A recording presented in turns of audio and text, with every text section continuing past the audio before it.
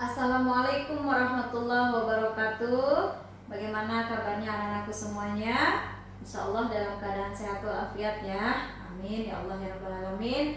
Alhamdulillah kita bertemu lagi dengan Ibu dalam pelajaran Al-Quran Hadis ya. Mudah-mudahan hari ini hari semua ya, tidak ada yang sakit, tidak ada yang izin. Seandainya ada yang sakit, mari kita doakan dulu. Mudah-mudahan teman kita yang sakit cepat diberikan kesembuhan oleh Allah Subhanahu wa Ta'ala. Amin ya Allah ya Rabbal Alamin. Baik anak-anakku semuanya, kita masuk ke materi. Materi kali ini masih tetap lanjutan dari materi minggu lalu, yaitu tentang tajwid hukum mad ya. Kita mulai pelajaran kita hari ini dengan bacaan basmalah bersama-sama. Bismillahirrahmanirrahim. Nah, anak-anakku semuanya, minggu sebelumnya pelajaran tajwid, pelajaran Al-Quran Hadis hukum mad, tajwidnya itu ya hukum mad, kita sudah bahas tentang mad lazim musaqqal kilmi, mad lazim musaqqal, mad lazim mukhafaf kilmi, kemudian mad silah ya, mad silah. Nah, sekarang kita lanjut dengan mad tamkin dan mad farqi ya. Mad tamkin dan mad farqi. Siapa anak semuanya yang sudah tahu apa atau bagaimana ketentuan mad tamkin, bagaimana ketentuan mad farqi? Ada yang sudah tahu? Insyaallah ya sudah tahu semuanya. Yang belum tahu juga kita belajar sama-sama, insya Allah jadi tahu ya. Mari kita mempelajari apa itu mad tamkin, apa itu mad farqi ya. Baik anak-anakku semuanya, yang pertama mad tamkin dulu ya. Mad tamkin di sini ketentuannya Ibu sudah tulis langsung ya ketentuannya. Setiap huruf ya, huruf ya sukun. Nah, ya sukun bagaimana? Berarti seperti ini ya, ini ya sukun. Nah, Ibu sudah langsung tulis contohnya. Setiap huruf ya sukun didahului oleh huruf ya yang berharokat tasydid dan kasroh. Jadi ini ya sukun sebelumnya didahului oleh ya yang berharokat tasydid dan kasroh. Nah, ini juga ya sukun sebelumnya didahului oleh ya yang berharokat tasydid dan kasroh. Ini juga sama ya, contohnya seperti itu. Nah, jadi di sini kita bisa lihat singkatnya mad tamkin itu adalah pertemuan dua huruf ya. Pertemuan dua huruf ya, tapi yang satu ya hidup dan berharokat kasroh, harus kasroh ya. Dan yang satu lagi huruf ya mati atau ya sukun. Ya. Jadi ingat, ini ketentuannya, tetapi kita bisa simpulkan sendiri bahwa mad tamkin itu adalah pertemuan dua huruf ya, tapi yang satu ya-nya itu ya hidup, tasydid itu ya. Kemudian yang satu ya mati atau ya sukun. Nah, yang tasydid juga ini harus berharokat kasroh ya. Contoh ummiyina. Nah, ini ya sukun yang sebelumnya berharokat sebelumnya ada ya yang berharokat tasydid dan kasroh ya. Kalau misalnya sebelumnya sama bertemu ya berharokat tasydid tapi bukan kasroh, misalnya fathah atau dhammah, tidak boleh karena ketentuannya harus kasroh. Paham? Ya, ingat harus kasroh. Contoh lain, ailayna. Nah, ini ya sukun sebelumnya ada ya berharokat tasydid dan kasroh ya. Iliyina. Nah, gitu. Oke? Ini juga sama. Huitum. Nah, ya hidup satu, ya mati satu atau ya sukun satu ya. Ketentuannya sudah sama seperti ini. Ini kita baca sepanjang dua harokat ya atau satu alif. Nah, jadi ummiyina, ailayina, qayitum ini adalah contoh-contoh dari mad tamkin. Paham? Insyaallah paham ya? Nah, Ibu kasih waktu 2 menit untuk memikirkan supaya betul-betul memahami bagaimana ketentuan mad tamkin. Menurut ibu sih, insya Allah ya tidak sulit ya. Mudah-mudahan menurut anak-anakku semuanya juga tidak sulit ya. Silakan 2 menit untuk berpikir atau mencerna. Oke anak-anakku semuanya, insya Allah 2 menit sudah ya untuk mencerna apa itu mad tamkin, bagaimana ketentuannya. Insya Allah tidak sulit ya, karena ini mudah sekali ya. Nanti kita bisa aplikasikan di dalam Al-Quran. Banyak contoh-contoh mad tamkin dalam Al-Quran. Ibu hanya tulis hanya 3 ya di sini. Nah, mari kita lanjut dengan mad selanjutnya, yaitu mad farki. Mad farki ini adalah asal kata dari farkia, ini artinya pembeda ya. Farki ini artinya pembeda. Mad farki ini apa yang dibedakan? Mad farki ini adalah untuk membedakan mana kalimat tanya, mana bukan kalimat tanya. Itu ya. Nah, tapi ketentuannya itu ibu tidak tulis ini ya. Insya Allah ini juga gampang dipahami, mudah dipahami.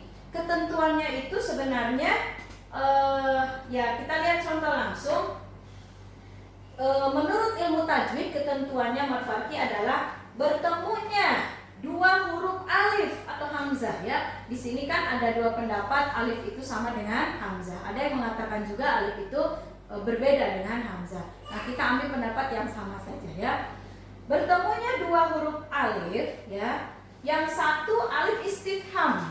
Nah, alif istifham itu artinya kata tanya ya, untuk kata tanya. Nah, yang satu lagi alif yang diwasol ke apa ya namanya itu, ke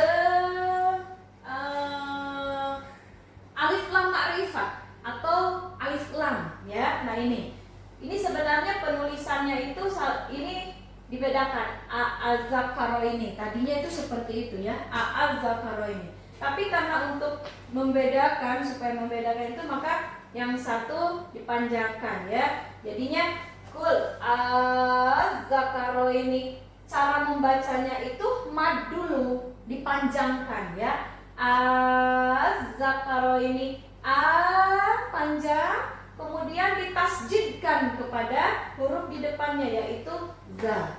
Jadi membacanya jangan begini, kul az-zakaro ini, kul salah ya, salah. Tapi harus mad dulu, panjang dulu, kul az-zakaro ini, baru ditasjidkan, panjang ditasjidkan. Oke?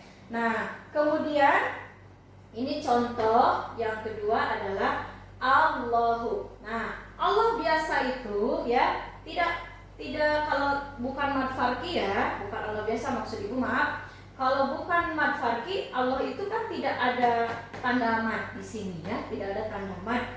Nah, jadi membacanya Allah. Tetapi ini ada tanda mad, berarti dipanjangkan dulu bacaannya yang A-nya itu ya.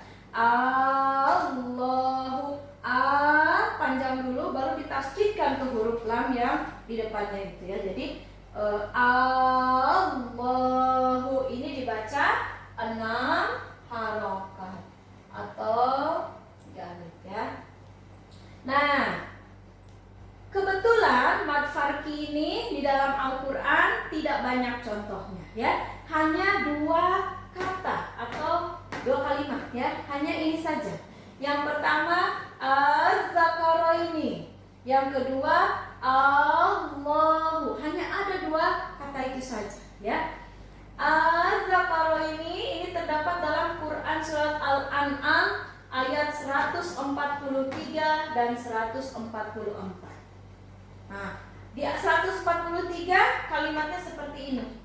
Di 144 juga kalimatnya seperti ini. Ini yang dimaksud dengan mad farki ya. Nah, kemudian kata Allahu ini ada dalam Quran surat Yunus ayat 59. Ternyata di An-Naml juga ada ayat 59, tapi kalimatnya sama.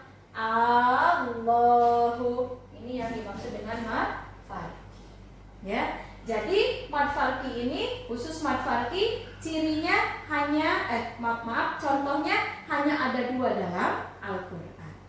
Nah, kalau kita flashback lagi ke belakang ya, Pernah kita mempelajari buku mat yang membacanya sama seperti mad farki ini. Dipanjangkan dulu baru ditasydidkan. Coba kira-kira apa? Hukum mad apa? Ya, mad lazim musaqqal kilmi. Oke? Mad lazim musaqqal kilmi. Contohnya ya, waladhdallin. Contoh ya. Ibu tulis di sini. Misal waladhdallin. Maaf ya. Ini apa namanya?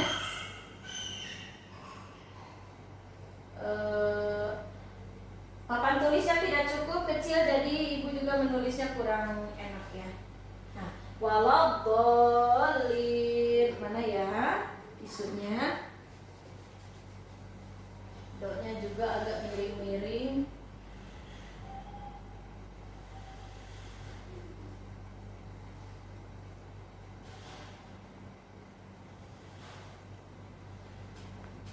Nah, ini cara membacanya sama dengan mad lazim musaqqal kilmi, ya.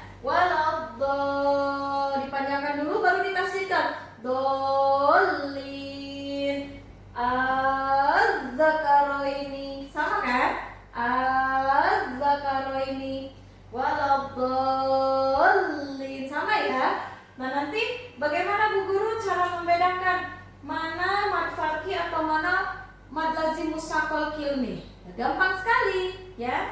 Kalau mad farki itu didahului dengan kalimat a tadi, kata a tadi ya. Karena tadi ketentuannya secara tajwid itu mad farki itu adalah bertemunya dua huruf alif ya. Yang pertama alif istifham. Nah, kata tanya az-zakar ini Allah, tidak ada di sini huruf yang sebelumnya adalah huruf lain selain alif atau hamzah. Begitu kan? Nah, sedangkan mad lazim musaqqal kilmi ya, di sini coba huruf yang dipanjangkan, dimadkan kemudian ditasydidnya itu apa?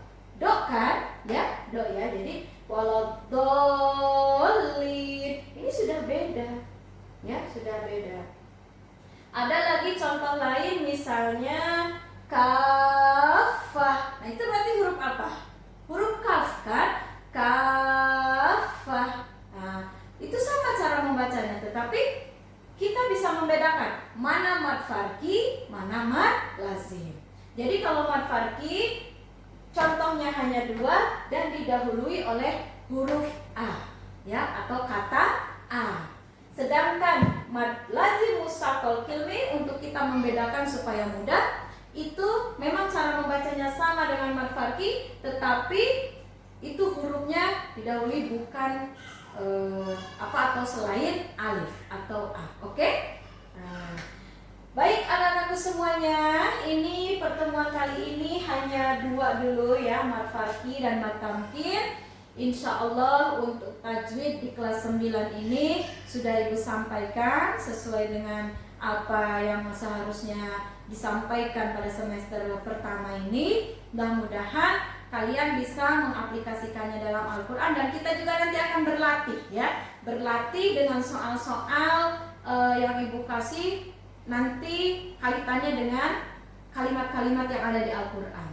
Nanti kita mencari hukum-hukum mad tamkin, mad farki, mad lazim musaqqal kilmi, kemudian mad silah yang sudah kita pelajari sama-sama ya. Mudah-mudahan ada manfaatnya.